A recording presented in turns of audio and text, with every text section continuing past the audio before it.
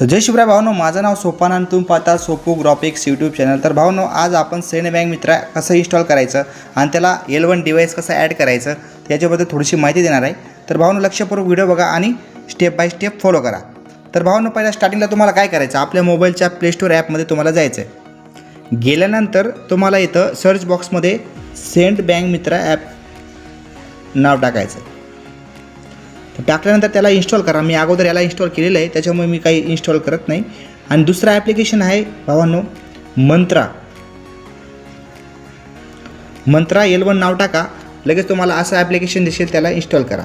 तुम्हाला काय करायचं आता, हा जो L1 डिव्हाइस आहे तर याला आपल्या मोबाईलच्या जो चार्जर लावतो तिथं त्याला अटॅच करून टाकायचं। ओके, तर मी आता लावत आहे।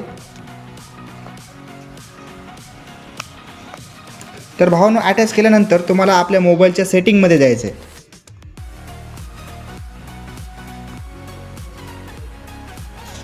सेटिंगमध्ये गेल्यानंतर भावांनो, इथं सर्च बॉक्समध्ये तुम्हाला OTG नाव टाकायचं। काय OTG इथं टाकल्यानंतर भावांनो सर्च करा। सर्च केल्यानंतर तुम्हाला OTG कनेक्शनवरती टच करायचं आहे। टच केल्यानंतर तुम्हाला इथं खाली बघा OTG कनेक्शन, याच्यावरती अलाव करून टाकायचं। ओके, हे केल्यानंतर तुम्हाला बॅक जायचं आहे। गेल्यानंतर भावना तुम्हाला एक ओके दाबायचं, इथं ओके नाव असेल याच्यावरती ओके दाबायचं। ओके, तर हे केल्यानंतर भावना तुम्हाला काय करायचं आहे, आपला जो सेंड बँक मित्र आहे याच्यामध्ये तुम्हाला जायचं आहे। गेल्यानंतर तुम्हाला पूर्ण प्रोसेस सांगतो, फक्त लक्षपूर्वक व्हिडिओ बघा आणि स्टेप बाय स्टेप फॉलो करा। तुम्हाला त्या टर्न ऑनमध्ये क्लिक करायचं। ओके,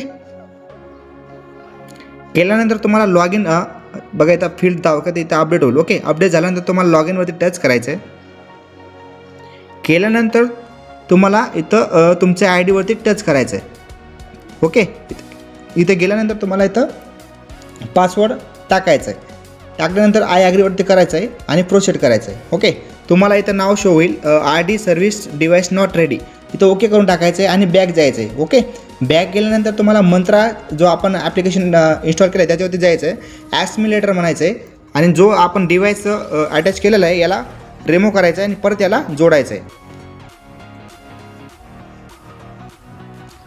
जोडल्यानंतर भावना बघा, तुम्हाला इथं ओके करायचं आहे।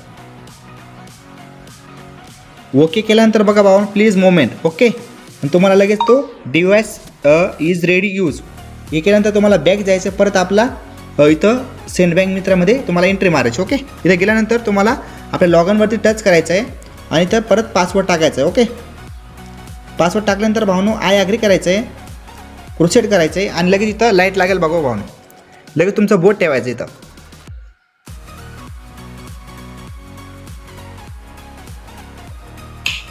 हां, तर बघा भावनो, माझं बोट लागलेलं आहे। पण आता तुम्हाला काय करायचं आहे, पैसे काढायचे किंवा मिनी स्टेटमेंट चेक करायचं। मी तुमच्या समोर लाईव्ह मिनी स्टेटमेंट चेक करत आहे। ओके, इथं तुमचा आधार नंबर टाकायचा आहे।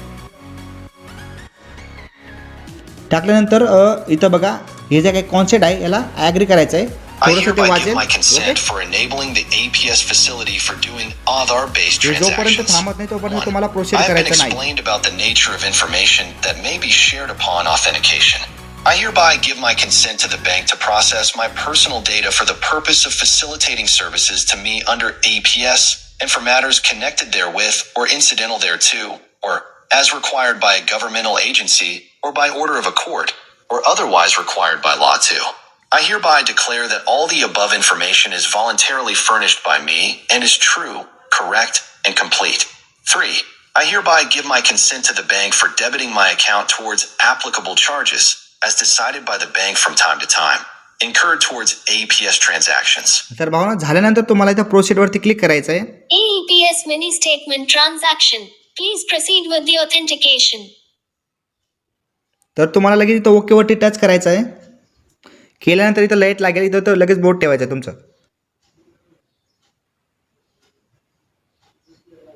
ओके, हे बघा बोट लागलेला आहे, लगेच तुमचं मिनी स्टेटमेंट इथं दिसून जाईल। ओके भावनो, व्हिडिओ आवडल्यास लाईक करा आणि चॅनलला सबस्क्राईब करा। धन्यवाद।